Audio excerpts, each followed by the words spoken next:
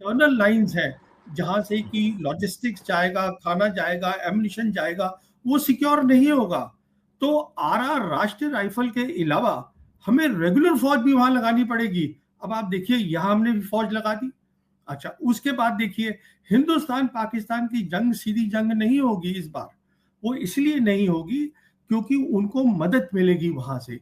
जहां तक बैटलफील्ड का सवाल है, वहां पर उनको सबसे बड़ा फायदा जो हिंदुस्तान को नहीं होगा वो ये है कि उनको पूरी सर्विलेंस की कैपेबिलिटीज, उनको पूरी बैटलफील्ड देखने को मिलेगी, क्योंकि जो बेदू सैटेलाइट है चाइना के, वो पाकिस्तान को अवेलेबल होंगे।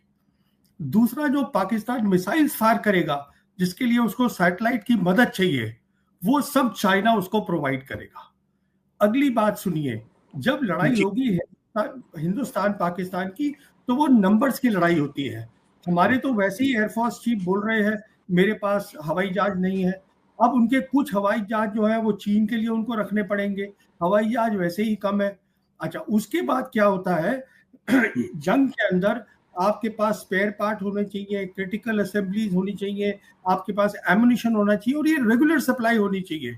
उनकी होगी, हमारे को दिक्कत होगी। उनकी इसलिए होगी क्योंकि 2021 से उन्होंने अपने नुमाइंदे जो है पाकिस्तान मिलिट्री के, वो चीन में बिठा रखे हैं, तो वो रेगुलर सप्लाई करेंगे उसको। तो यहाँ भी उनको एक फायदा होता है। अच्छा, अगला क्या है, आज आपने देखा होगा 2020 में भी हमारे साइबर अटैक हुए थे बॉम्बे में। वो पावर प्लांट, ये सारी चीजें बंद हो गई थी कोई 48 आवर्स के लिए। फिर बताया गया साहब ये चीन से करे हैं। अब चीन ने कहा हमने नहीं करे हैं।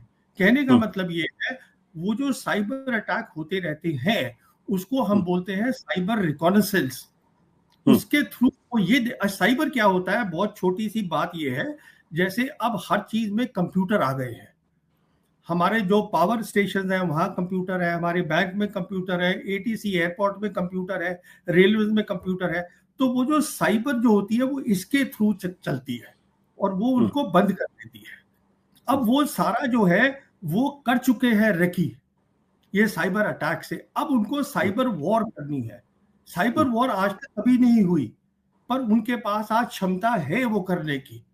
इसका कहने का मतलब ये है कि वो पूरी हमारी कार्रवाई, सिविलियन लाइफ को, हमारी ट्रेनों को बंद करवा सकते हैं, एटीसी बंद करवा सकते हैं। क्योंकि अगर एटीसी काम नहीं करेगा, वो बताएगा नहीं हवाई जहाज को जाने के लिए, वो ऊपर एक्सीडेंट हो सकता है। उसके बाद उनके पास बहुत सारी काबिलियत है जो एंटी सैटेलाइट की है। जो एंटी सैटेलाइट की कैपेबिलिटी है, उससे वो क्या होगा, ये जितना भी हमारा काम सैटेलाइट के थ्रू हो रहा है बैंक्स वगैरह का, वो सब बंद हो जाएगा। अब देखिए, कल स्टेटमेंट आई है प्रेसिडेंट ट्रंप की, उनसे जब कहा गया कि आप मीडिएट करिएगा हिंदुस्तान पाकिस्तान में, तो प्रेसिडेंट ट्रंप ने कहा वो खुद अपना मसला हल कर लेंगे।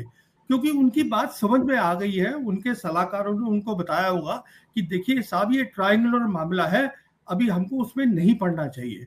तो अभी कहने का मतलब ये है कि अच्छा, फिर उनके पास काबिलियत है, जो इंटरनेट आता है हमारे इंडिया में। आप जानते हैं इंटरनेट जो होता है वो अंडरग्राउंड सी से आता है। तो वो उनके पास जहाज हैं, हमारे पास नहीं है वो, जिससे कि वो अंडर सी केबल्स काट सकते हैं। कहने का मतलब ये है उनके पास काबिलियत है कि बिना हाथ दिखाए हुए अपना हमारे पूरे देश में एक अशांति का माहौल बना सकते हैं। तो यहाँ भी प्रॉब्लम हो सकती है, वहां भी प्रॉब्लम हो सकती है। हमारे पास असला अभी है नहीं, चीफ्स हमारे कह रहे हैं सामान नहीं है, रेगुलर सप्लाई नहीं होगी। तो साहब ये बातें तो फौज को समझ में आती है ना, उन्होंने प्रधानमंत्री को बताई होंगी। तो वो अच्छा, सवाल ये है कि वो बालाकोट क्या हम कर सकते हैं, आप वो भी नहीं कर सकते। वो एक ही बार होता है, दूसरी बार वो तैयार है इसी पे ज्यादा करेगा।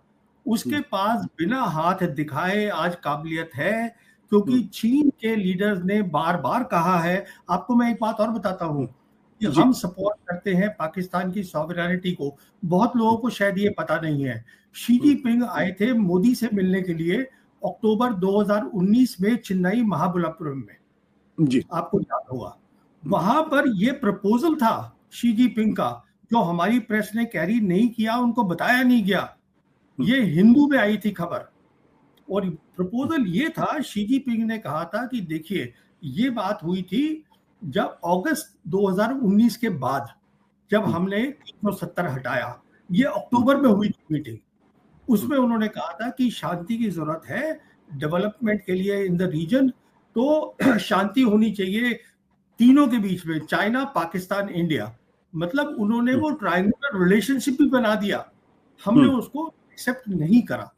कहने का मतलब ये है, अभी ये बायलैटरल मसला नहीं है। हमारे जो एक्सपर्ट्स हैं वो इस बात को नहीं समझ रहे हैं।